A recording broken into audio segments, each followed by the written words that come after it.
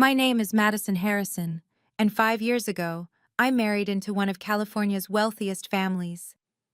Last month, at my mother-in-law's 60th birthday party, I was banished to the servants' table in front of 200 guests. But the woman I'd stopped to help on the roadside that evening? She turned out to be a billionaire with a $50 million contract, and one very specific clause about character. Before I tell you how a muddy dress saved my life, please take a moment to like and subscribe, but only if you genuinely enjoy this story. I'd love to know where you're watching from and what time it is there. Share in the comments below. Now let me take you back to that night when everything changed. The Harrison family owned half of Beverly Hills, or at least that's what Victoria liked everyone to believe. My mother-in-law had inherited a real estate empire worth $300 million, and she never let anyone forget it.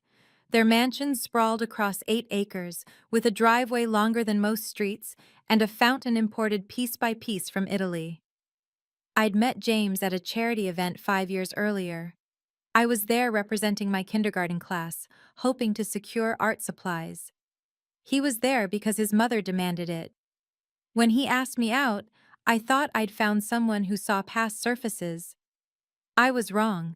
"Your salary wouldn't even pay for our pool maintenance, dear," Victoria had said during our engagement dinner, her Van Cleef and Arpels necklace catching the light as she laughed. The other guests had chuckled politely while I pushed food around my plate, my $40,000 teacher's salary suddenly feeling like a personal failure. James never defended me. Not once. The morning of Victoria's 60th birthday, I'd overheard her on a conference call.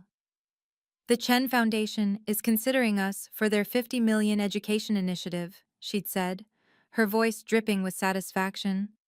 "Once we secure this, the Harrison name will be untouchable in philanthropic circles." I'd thought nothing of it then. Just another deal, another feather in her cap, another reason for her to look down at my humble contributions to actual children's education. The party was set for 8 o'clock. Black tie, naturally. Victoria had sent me a dress, beige, shapeless, clearly chosen to make me invisible. I'd bought my own instead, a simple navy blue piece from a department store sale. It was the most expensive thing I owned at $200. I should have known that dress would never make it to the party intact. 3 weeks before the party, Victoria had invited someone special to lunch, Sophia Wellington. I'd walked into the sunroom to find them laughing over champagne, their heads bent together like conspirators. "Madison, dear," Victoria had said, her smile sharp as crystal. "Meet Sophia. Her father runs Wellington Industries, 500 million in assets." Sophia had stood, all 5'10" of her, wearing a cream Chanel suit that probably cost more than my car. "So lovely to meet James's wife," she'd said, emphasis on the word wife, like it was temporary. "Sophia just returned from Switzerland," Victoria continued. "She's joining her father's board, 28 years old and already a vice president. Isn't that impressive?" The comparison hung in the air, unspoken but deafening. Me, 32, teaching finger painting. Her, 28, running boardrooms. "James and Sophia practically grew up together," Victoria added, watching my face. "Before he met you, of course. We always thought, well, timing is everything, isn't it?" James had walked in then, and his face had lit up seeing Sophia. They'd embraced just a moment too long while Victoria smiled like a cat with cream. I'd excused myself to the bathroom and stared at my reflection. My store-bought clothes, my sensible teacher's haircut, my naked fingers except for the modest wedding band James had insisted was classic rather than cheap. That night, James had been distant. "Sophia's doing amazing things," he'd said in bed, "really making a difference in the business world." "I make a difference too," I'd replied quietly. 23 5-year-olds learned to read this year because of me. He'd patted my hand absently. "Of course, honey. That's nice." Why hadn't I seen the writing on the wall then? The drive to Victoria's mansion usually took 40 minutes from our apartment. Yes, apartment. James had insisted we live modestly while his trust fund matured. I'd left at 7, giving myself extra time in my 10-year-old Toyota Camry that James called embarrassingly practical. 20 minutes into the drive, I saw the Mercedes S-Class on the shoulder, hazard lights blinking in the drizzle that had started. An elderly woman stood beside it, waving her phone helplessly in the air. I pulled over. I couldn't not pull over. "Oh, thank goodness," she said as I approached. She was perhaps 70, wearing a simple but elegant pantsuit. My driver had a family emergency, and I insisted he go. Now the car won't start, and I can't get a signal. "Let me call you a ride," I offered, pulling out my phone. The rain was picking up, and I could feel my carefully styled hair beginning to fall. "You're getting soaked, dear," she said, concerned. "Please, sit in your car." But I stayed, holding my jacket over her while we waited for the Uber. She'd tried to refuse, but I insisted. When the car arrived 15 minutes later, my dress had wet spots, and my shoes were muddy from the roadside. "Please let me reimburse you," she'd said, pulling out her wallet. "Absolutely not, just glad I could help." She'd studied me for a moment. "Real kindness appears when no one's watching," she'd said quietly. "What's your name, dear?" "Madison Harrison." "Thank you, Madison. I won't forget this." As her Uber pulled away, I'd checked the time. 7:35. I'd be late, and I looked like I'd been caught in a storm. Victoria would be furious. But what else could I have done? Leave an elderly woman stranded? I had no idea I'd just changed my entire life. I arrived at 8:31. The valet's eyes widened, seeing my Toyota pull up between a Bentley and a Lamborghini. The rain had stopped, but the damage was done. My hair hung limp, my dress had water stains, and my shoes squelched with each step. The marble foyer was packed with guests in designer gowns and custom tuxedos. The crystal chandelier above cast light that seemed to spotlight every flaw in my appearance. Conversation stopped. 200 heads turned. Victoria stood at the center in a gold Versace gown, holding court with the mayor's wife. She saw me, and her expression transformed from practiced elegance to theatrical horror. "Madison?" Her voice carried across the entire space. "What in God's name?" "I'm sorry, Victoria. There was an emergency." "An emergency?" She glided toward me, her heels clicking like a countdown. "More important than my 60th birthday? More important than the respect you owe this family?" James materialized beside her, his face flushed. "Jesus, Madison, you look like you crawled here." "Someone needed help." "Someone always needs help with you," Victoria interrupted, loud enough for everyone to hear. "The perpetual saint, aren't we? Always putting strangers before family." The crowd murmured. Phones appeared, subtle but present. I recognized 3 society bloggers among the guests. "How dare you disrespect my birthday like this?" Victoria's voice rose another octave. "This is a $500 a plate dinner, not some kindergarten potluck." Someone laughed, then another. The sound rippled through the room like dominoes falling. Sophia appeared in a stunning red Valentino dress, looking between Victoria and me with perfectly feigned concern. "Oh my, what happened?" But I saw the smile playing at her lips. They'd been waiting for this, an excuse, an opportunity. Victoria already had her next move ready. Victoria raised her hand and the room fell silent. "Ladies and gentlemen, I apologize for this disruption." She turned to me with icy precision. "Madison, you've made your choice clear. You prioritize strangers over family, appearance means nothing to you, and you have no respect for the standards of this household." She gestured to the corner where the catering staff had set up a small table for their breaks. "You clearly belong with your own kind. The help. That's where you'll sit tonight." Gasps rippled through the crowd. Even in this world of casual cruelty, public banishment was shocking. The mayor's wife covered her mouth. The society bloggers typed furiously. "Victoria," I said quietly, "please don't do this." "It's already done." She turned to the head waiter. "Please escort Mrs. Harrison to the service table. Perhaps she'll feel more comfortable there." James stood frozen beside his mother. Our eyes met for 1 second, one moment where he could have intervened. Instead, he looked away and whispered something to Sophia, who touched his arm sympathetically. The walk to the servants' table felt like a funeral march. Every click of my muddy heels echoed.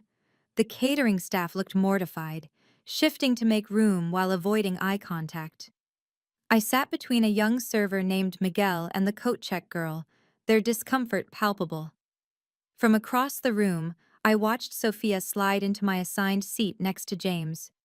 Victoria clinked her champagne glass, ready to make a toast, when the major domo appeared at her side.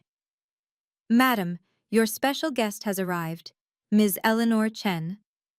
Victoria's face transformed instantly from triumph to gracious hospitality. "Eleanor, finally!" But when the woman walked through the door, my heart stopped. It was her, the woman from the roadside. Before Eleanor entered, Victoria seized her moment. She clinked her crystal champagne flute again, commanding attention.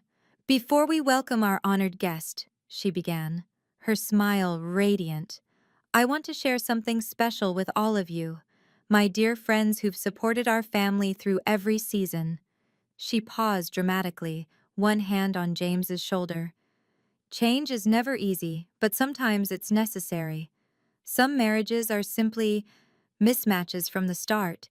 When people come from different worlds, different values, different standards, well, love isn't always enough." My stomach dropped.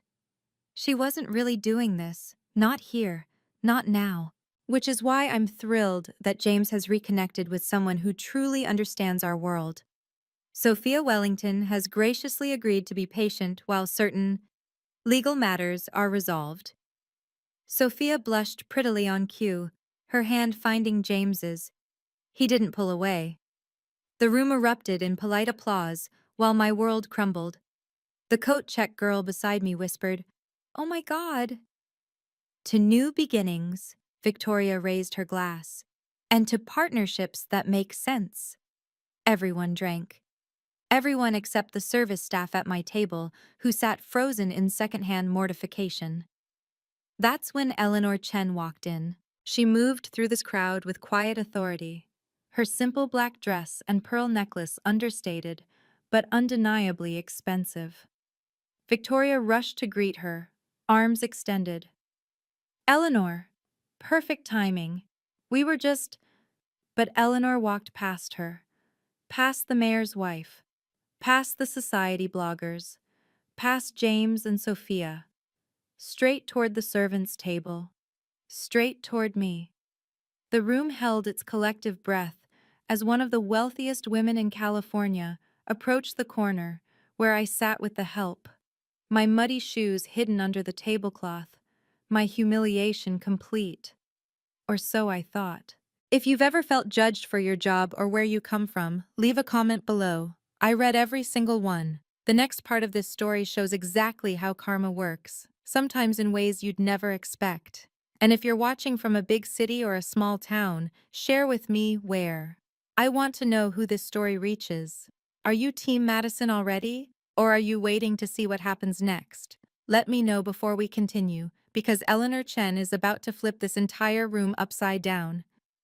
Before Eleanor could reach me, Victoria intercepted her path, desperate to regain control.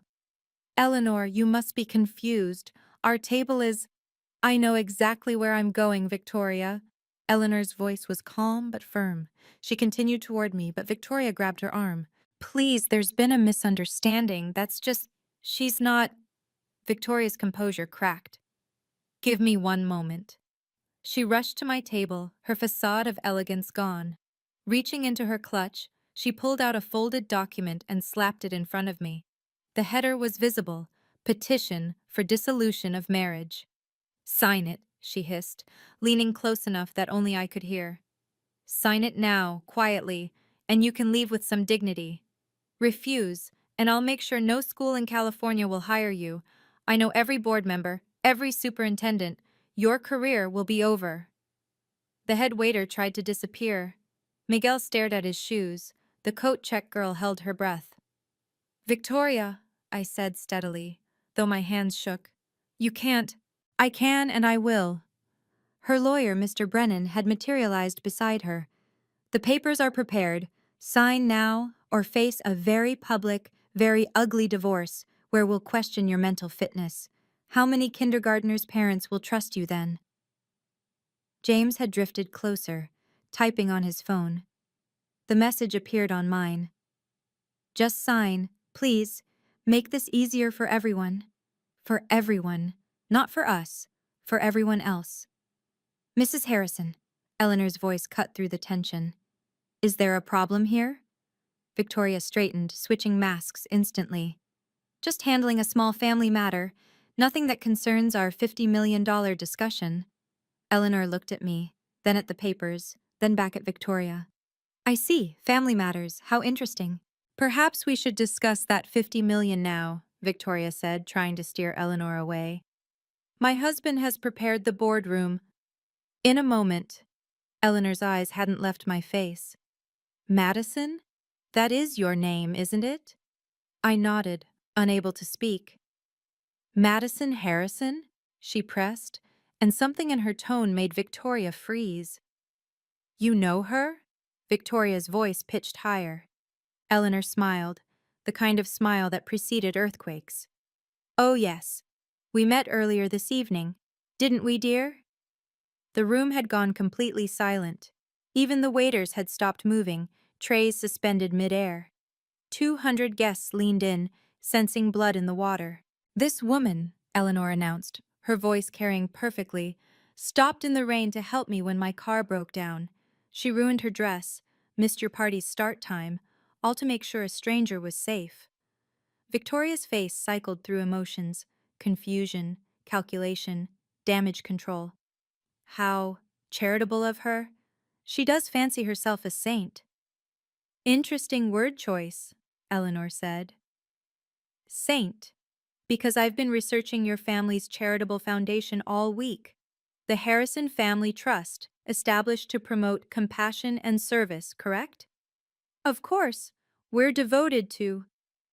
To what, exactly? Eleanor walked to the center of the room, addressing everyone now. To banishing good Samaritans to servants' tables, to public humiliation as entertainment? She pulled out her phone, and suddenly the wall-mounted TV screens, installed for Victoria's birthday slideshow, flickered to life.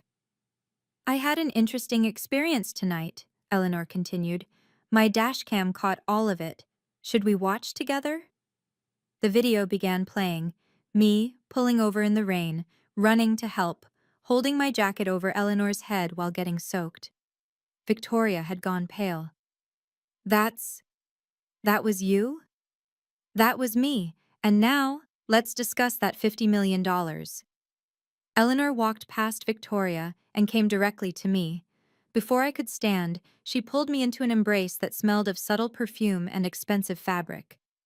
This is the angel who saved me today, she announced, her arms still around my shoulders. The servants' table had become center stage. Victoria practically ran over, her heels clicking frantically. Eleanor, please, let's not be dramatic. Madison can join us at the main table now. James, get your wife. No. Eleanor's voice was steel. If Madison sits here, I sit here. She pulled out a chair next to me. In fact, I prefer this table. These people actually work for a living. The coat check girl gasped. Miguel dropped a fork. The society bloggers were practically vibrating with excitement. This would feed their columns for months. But the 50 million, Victoria stammered. Ah, yes, the 50 million. Eleanor smiled. Tell me, Victoria, do you even remember what you signed 2 weeks ago? Of course. The preliminary agreement for the Harrison Education Initiative. And did you read it? All of it? Victoria's lawyer, Brennan, had gone pale. He started scrolling frantically through his phone. Clause 7, Section 3, Eleanor recited from memory. The family representative must demonstrate genuine compassion and moral character, as observed during the evaluation period. Evaluation period? Victoria's voice cracked. The 30 days before final funding, which ends tonight.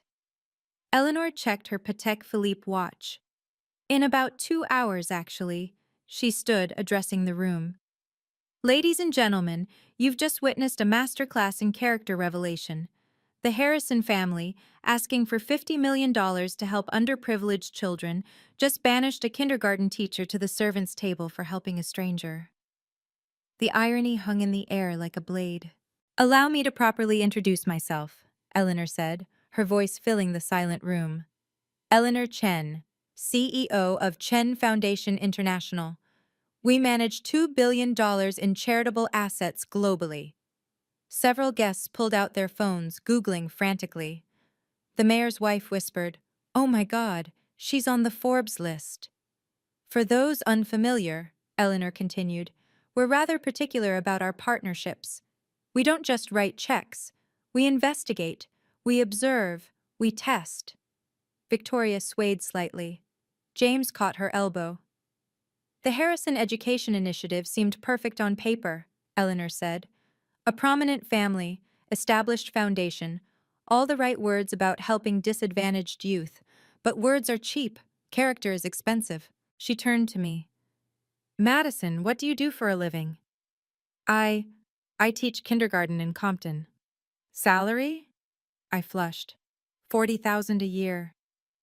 And you stopped to help a stranger, knowing it would make you late to this important event? Anyone would have. No, Eleanor interrupted. They wouldn't. I stood on that roadside for 20 minutes before you stopped. Dozens of luxury cars passed by. Mercedes, BMWs, even a Rolls-Royce. None stopped. She pulled out an iPad, swiping to a document. This is interesting. The Harrison Foundation's mission statement: to elevate education through compassion and service. Yet their own daughter-in-law, an actual teacher, is treated like, what was your word, Victoria? The help? This is a family matter, Victoria said desperately. It has nothing to do with your character, with your values, with your fitness to manage $50 million meant for children's education. Eleanor laughed, but it wasn't cruel. It was worse. It was disappointed. It has everything to do with it. Brennan finally looked up from his phone, his face ashen. Victoria, we need to talk. Now. Before any private conversations, Eleanor said, let's be transparent. Isn't that one of your foundation's core values, Victoria? The TV screens flickered again. This time, the dash cam footage was longer, clearer. You could see me struggling with my umbrella in the wind, finally giving up and just holding my jacket over Eleanor's head. You could hear our conversation. Please, let me reimburse you, Eleanor's voice from the video. Absolutely not. Just glad I could help, my recorded voice replied.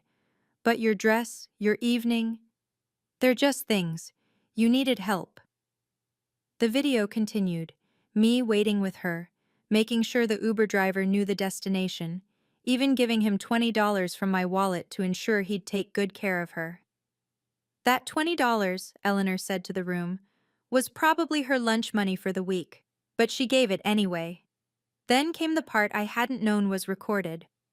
After I'd gotten back in my car, Eleanor had made a phone call. Run a background check on Madison Harrison, her voice said clearly. Full evaluation. I want to know everything by tonight. The room stirred. This had been planned. You investigated me? I asked, stunned. I investigate everyone connected to our potential partnerships, Eleanor replied. You'd be amazed what I learned. Shall I share? Victoria stepped forward. That's an invasion of Madison Harrison, Eleanor read from her iPad. Teaches at Compton Elementary, 5 years running, spends personal funds on supplies, runs a weekend literacy program, unpaid, has been nominated for Teacher of the Year 3 times, denied each time after anonymous complaints to the school board. She looked directly at Victoria.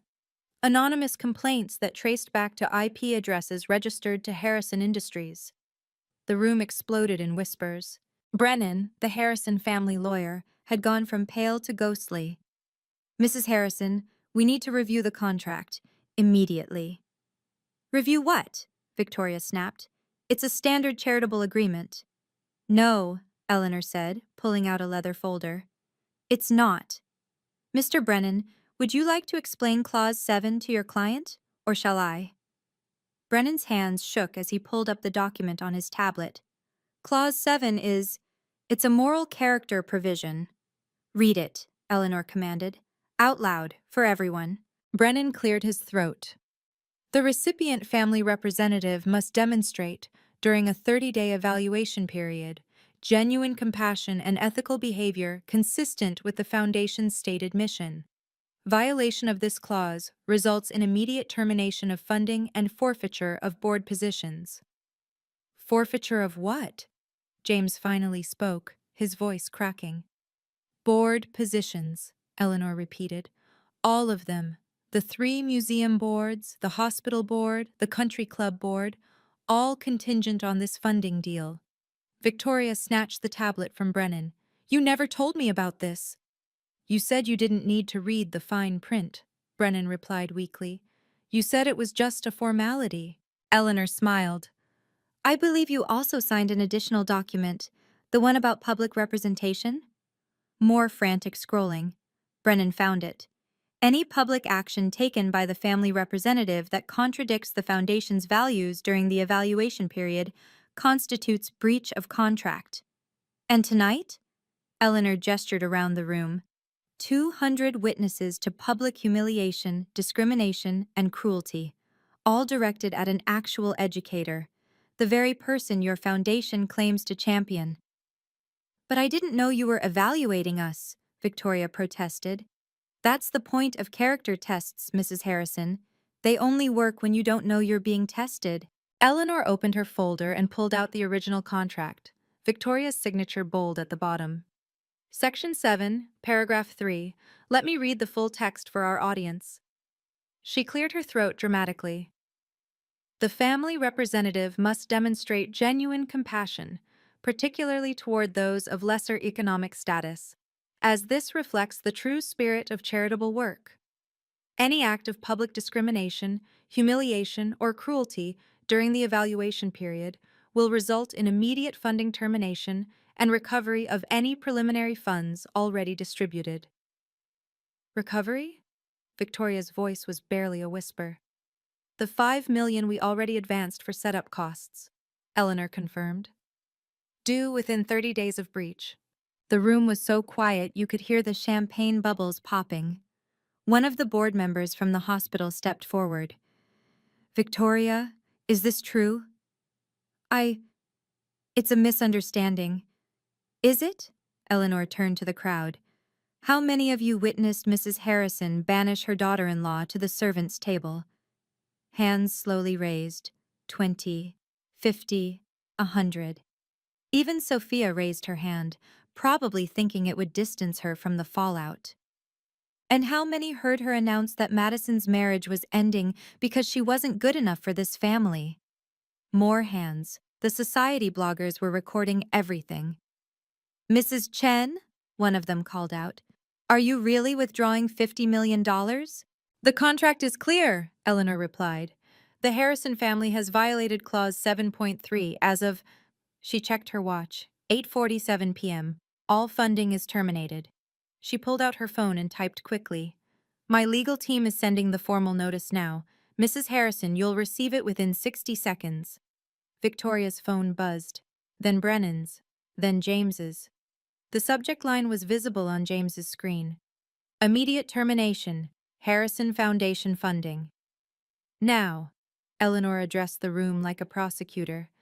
I'd like to call some witnesses, not for legal purposes, we have plenty of evidence, but for moral clarity. She pointed to a young waiter. You, sir. What's your name? Miguel, ma'am. Miguel, how long have you worked for the Harrisons? 3 years. Ever seen anything like tonight? Miguel glanced nervously at Victoria. Eleanor stepped between them. She can't fire you. After tonight, she won't be able to afford you. Please, speak freely. It's not the first time. Mrs. Harrison regularly humiliates people she considers beneath her. Last month, she made a gardener eat his lunch in the rain because he was too dirty for the servants' quarters. Others began speaking up. The coat check girl shared how Victoria had thrown a coat at her face. A valet described being forced to park in the sun for hours because Victoria didn't like his accent. Then, unexpectedly, one of the board members spoke. I'm resigning from the Harrison Foundation board effective immediately. Robert, you can't, Victoria started. I can and I am. Two more board members stood. We're out too. Eleanor turned to the crowd. The Chen Foundation will be establishing a new education initiative. We'll need board members who actually value teachers and education workers. Any volunteers? A dozen hands shot up. Excellent. And Madison? Eleanor turned to me. How would you like to run it? I nearly choked on air. I'm sorry, what? Director of Education Initiatives, 800,000 a year to start, full benefits, housing allowance, and a team of 50. You'd oversee programs for underprivileged schools across California. Victoria made a strangled sound. You can't just... She's nobody. She's a kindergarten teacher. Exactly, Eleanor smiled. She's perfect. Wait, Eleanor held up her hand. I believe in second chances. Victoria, I'll give you 5 minutes. Apologize to Madison. Genuinely, publicly, and completely.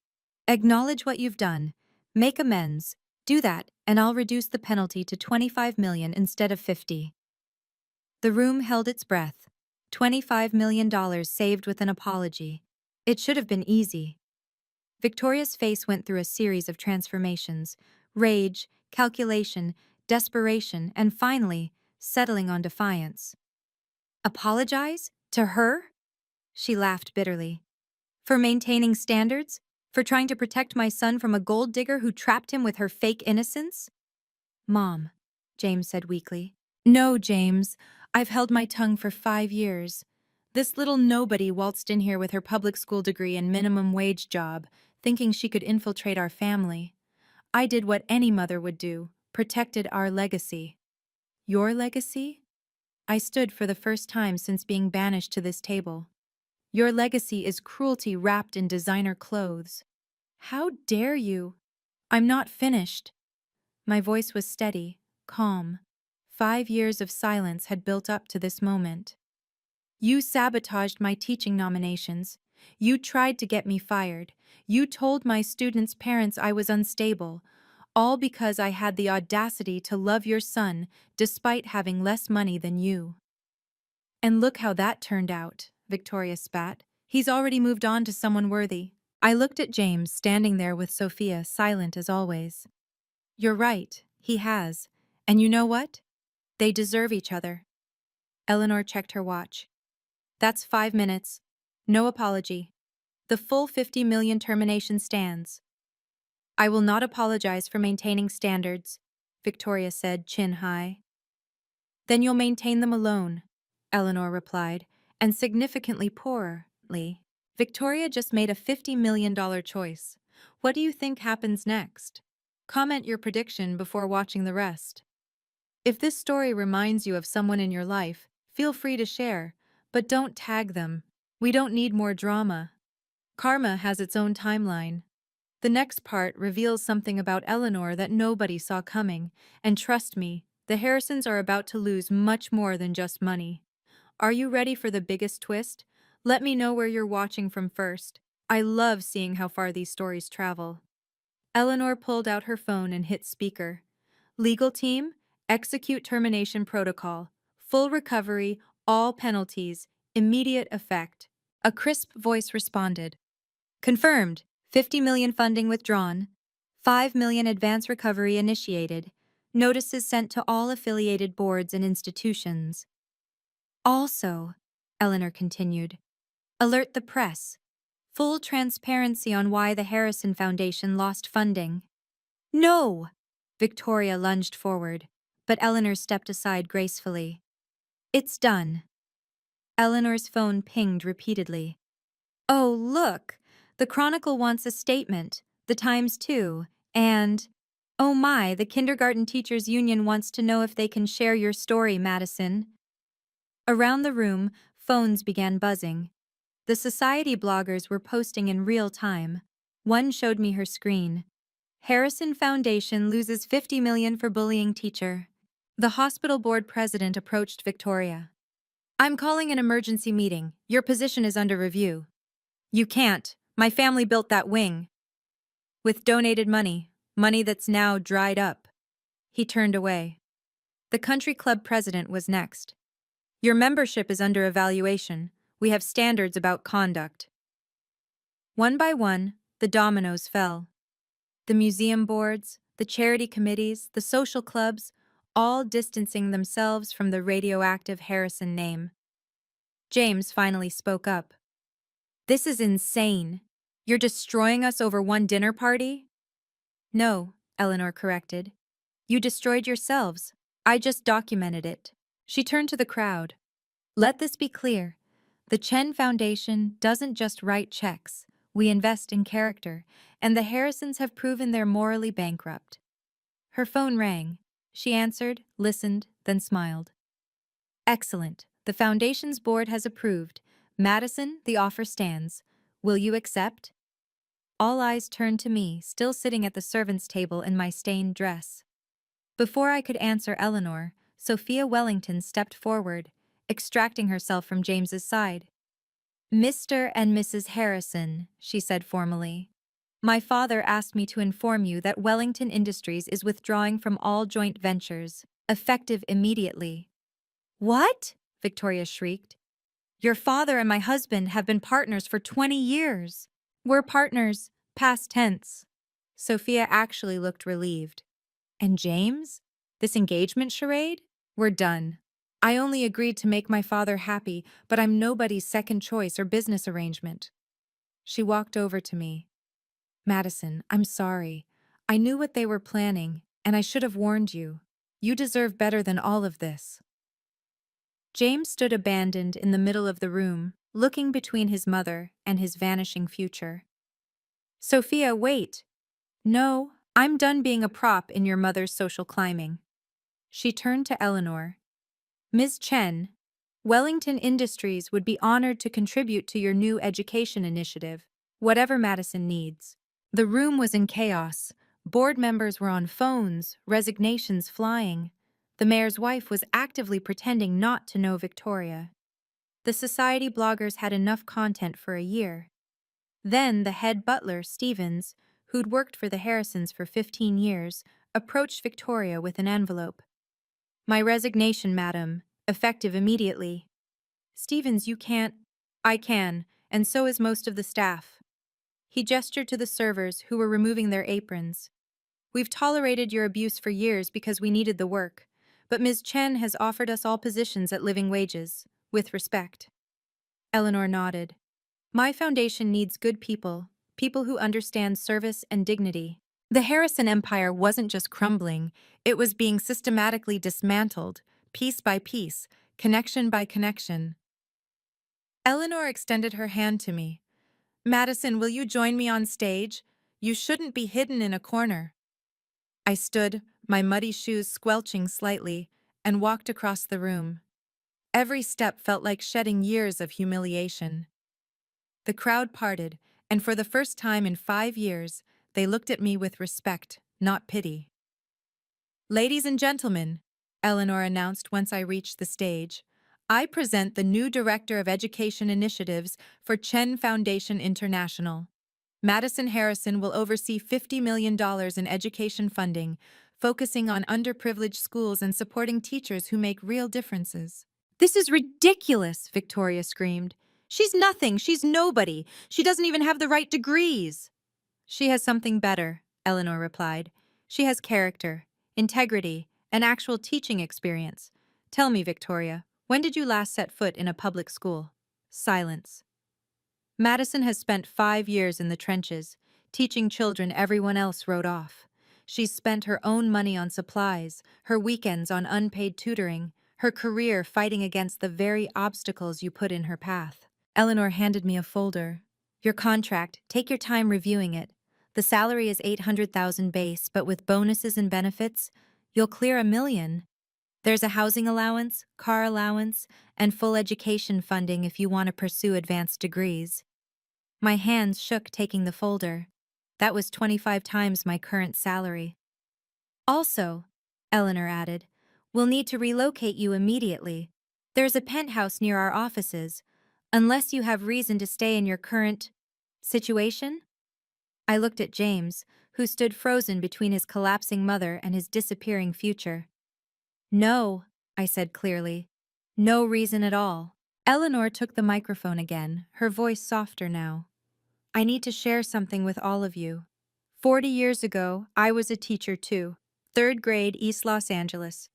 35 kids, no supplies, making $18,000 a year. The room was transfixed. I fell in love with a man from a wealthy family. They treated me exactly like the Harrisons treated Madison. Worse, actually. They paid people to lie about me, got me fired, destroyed my reputation. I lost everything. She paused, looking directly at me. But a mentor believed in me, gave me a chance. I went to night school, started a small tutoring business, grew it into an education company, sold it for millions. Then I started investing, building, growing. Today, the Chen Foundation has $2 billion in assets. She walked closer to Victoria, who had sunk into a chair. I know what it's like to be dismissed for teaching children, to be told you're worthless because you chose service over profit. That's why I created the character clause, to prevent people like you from using charity as a social accessory while crushing the very people who do the actual work. She turned back to me. Madison, you reminded me of myself tonight. Not when you helped me, though that was remarkable, but when you sat at that servant's table with dignity, when you didn't beg or plead or compromise your values. That's real strength. This is all very touching, Victoria said bitterly. But you've destroyed a family legacy over petty revenge. No, Eleanor corrected. You destroyed it with your choices. I just held up a mirror. And Madison? She was never your family's problem. She was the only thing giving it any real value. Brennan, the Harrison lawyer, had been frantically reading documents on his tablet. His face went from pale to green. Victoria, he said shakily, there's more. More? Her voice was hollow. Clause 12.5. Breach penalties. You owe $5 million immediately, but there's also performance penalties. Another $10 million for egregious violation of moral standards. $15 million total? James gasped. Plus legal fees, plus interest if not paid within 30 days. Brennan looked ready to faint. And there's a publicity clause. The Chen Foundation has the right to publicize the reason for termination. Full transparency. Eleanor nodded. The press release goes out Monday morning. Every major outlet will know exactly why the Harrison Foundation lost funding. You'll ruin us. Victoria stood, swaying slightly. You ruined yourselves. I'm just ensuring everyone knows it. Eleanor pulled out another document. Oh, and this is interesting. According to your foundation's bylaws, losing a major funding source triggers an automatic audit. Federal investigators will examine every transaction, every donation, every expense account. Victoria's husband Richard, who'd been silent all evening, finally spoke. Victoria, what did you do? Nothing. Everything was legal. Legal and ethical aren't the same thing, Eleanor observed. How many donation funds went to personal expenses? How many charity galas were really just birthday parties in disguise? The FBI forensic accountant on Eleanor's team had been thorough, very thorough. Also, Eleanor continued, you're permanently banned from applying to any Chen Foundation partners. That's 300 organizations worldwide. The Gates Foundation, the Ford Foundation, the Carnegie Trust, all off limits. She handed Brennan the full penalty documentation. Your client has 30 days to pay $15 million. After that, we pursue assets, including that lovely mansion. James finally moved, walking toward me with his hands outstretched. Madison, please. We can work this out. Don't let them do this to our family. Our family? I laughed, but it wasn't bitter. It was free. James, we were never a family. I was an accessory you were too weak to defend. That's not true. I love you. No, you loved the idea of rebellion. Marrying beneath your class felt edgy until it got hard. Then you chose comfort over courage. Every single time. He grabbed my hands. Please, talk to Ms. Chen. Make this stop. I pulled away. You stood there while your mother banished me to the servants' table. You let her announce our divorce before even discussing it with me. You texted me to sign papers instead of standing up for our marriage. I was trying to keep the peace. You were being a coward. I reached into my purse and pulled out my own envelope. I brought these tonight, actually. Divorce papers, already signed. I was going to give them to you after the party. The room gasped. Even Eleanor looked surprised. You were leaving anyway? James looked stunned. I'd been planning it for months, saving money, looking for apartments.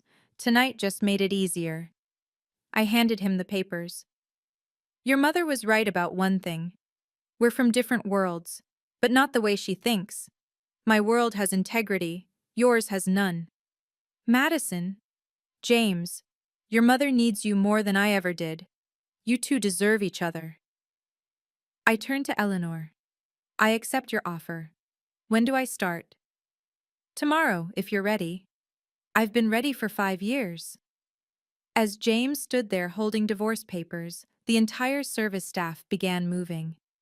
One by one, they stood up from their stations and walked toward the servants' table where I'd been sitting. Stevens, the head butler, spoke first. Mrs. Harrison, we want you to know something. We've been documenting everything for 3 years. He pulled out a thick folder. Every insult, every humiliation, every withheld paycheck, every illegal overtime demand. We were waiting for the right moment. Miguel added, You treated us with respect, always. Said please and thank you. Remembered our names, our kids' names. The coat check girl, Sarah, stepped forward. Last Christmas, you gave us bonuses from your own money when Mrs. Harrison forgot. We knew you couldn't afford it. You didn't have to, I started. We wanted to, Stevens interrupted. He turned to Victoria. Madam, this is my formal notice of a class action lawsuit for wage theft and hostile work environment. 23 staff members, 5 years of violations. Another folder appeared. Our lawyer has been building this case pro bono. He says it's worth approximately $3 million in damages and penalties. Victoria's legs gave out. Richard caught her, his face ashen. Also, Stevens continued, we've all accepted positions with the Chen Foundation, every single one of us. Your household has no staff as of tonight. Eleanor smiled. I believe in hiring good people and treating them well, something the Harrisons never learned. The staff formed a line, and one by one, they handed Victoria their resignation letters. 23 letters piled on the table where I'd been banished. We've been waiting for karma to visit Mrs. Harrison, Stevens said to me. Thank you for bringing her to the door. Eleanor's assistant, a sharp young woman with an MBA from Wharton, stepped forward with a tablet. Should I read the final tally? Please do, Eleanor said. Immediate losses for the Harrison family, $50 million in withdrawn funding, $15 million in breach penalties, $3 million in estimated wage theft settlements. Total, $68 million. She continued. Secondary losses, 5 board positions at approximately $200,000 per year in benefits and connections. Estimated value, $1 million annually. Country club membership, $50,000 annually. Social capital, incalculable. For Madison Harrison, base salary of $800,000, housing allowance of $10,000 monthly, vehicle allowance of $3,000 monthly, full benefits package worth $200,000, education fund of $100,000, first year total compensation, $1.3 million. The math was staggering. In one night, I'd gone from $40,000 to over $1 million, while the Harrisons had lost nearly $70 million. But here's the best part, Eleanor added. Madison's program will fund 20 schools in underprivileged areas. That's 10,000 children who will get art supplies, books, technology, and support. Your cruelty, Victoria, just changed 10,000 young lives for the better. She pulled up one final document. Oh, and Madison? There's a signing bonus.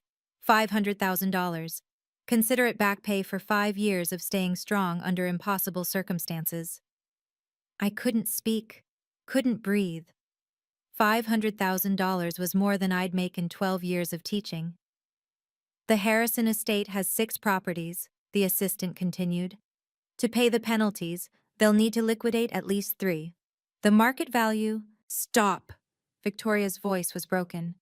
Please, just stop! But the numbers kept coming, each one a nail in the coffin of their empire. 6 months later, I stood in my new office overlooking downtown Los Angeles. Floor-to-ceiling windows, a view of the mountains, and pictures of my kindergarten students on the desk, the ones who'd made it all worthwhile. Madison? My assistant knocked. The Times is here for your interview. The reporter was one of the society bloggers from that night. Ms. Harrison, how does it feel to be running the largest education initiative in California? Humbling, I said honestly. But right. And the Harrisons? I'd kept tabs, not from spite, but from a need for closure. Victoria works as a receptionist at a property management company. She's learning what it means to earn respect rather than demand it. And James? Dating someone his mother doesn't approve of, a public school teacher, ironically. Without his trust fund, he's working at a bank, middle management. Any regrets? I thought about it. No. That night taught me something valuable. When people show you who they are, believe them. And when life gives you the chance to choose between dignity and comfort, always choose dignity. One last question. Do you ever talk to Eleanor Chen? I smiled. Every day. She's not just my boss. She's become my mentor. She taught me that kindness isn't weakness, it's the ultimate power. Later that afternoon, I visited my old kindergarten class.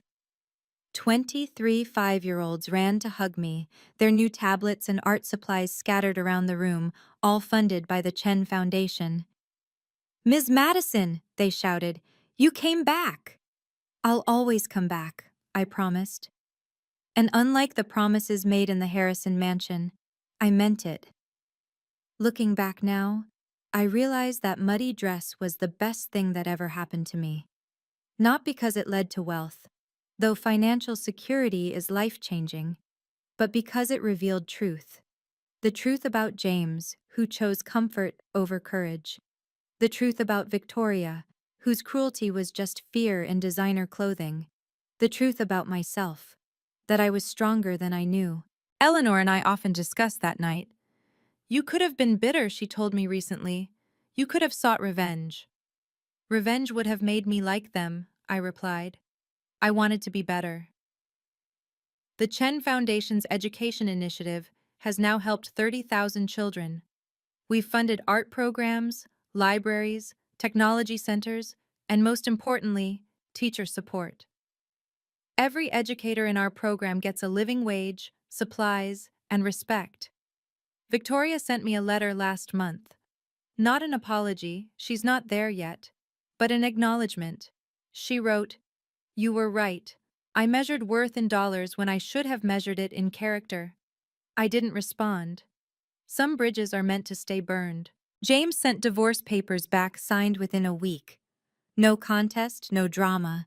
He kept the apartment. I kept my dignity. Fair trade. But here's what I want you to remember. Your worth isn't determined by someone else's inability to see it. Every time someone makes you feel small, remember that they're revealing their own limitations, not yours. Kindness isn't weakness. Service isn't shameful. Teaching isn't lesser than trading stocks or inheriting wealth. The people who do the real work, teachers, nurses, caregivers, we're the ones who actually change the world. One muddy dress, one act of kindness, one woman who recognized character over class. That's all it took to change everything. Thank you for staying until the end of this story. If you've ever been underestimated and then proved them wrong, share your story in the comments. I read every single one and reply to the most inspiring. Subscribe if you want to hear more stories about ordinary people doing extraordinary things. And remember, your value doesn't depend on how others perceive you. You are worthy, you are enough, and sometimes the universe conspires to prove it in the most unexpected ways. Stay strong, stay kind, and never let anyone make you feel less than. Until next time.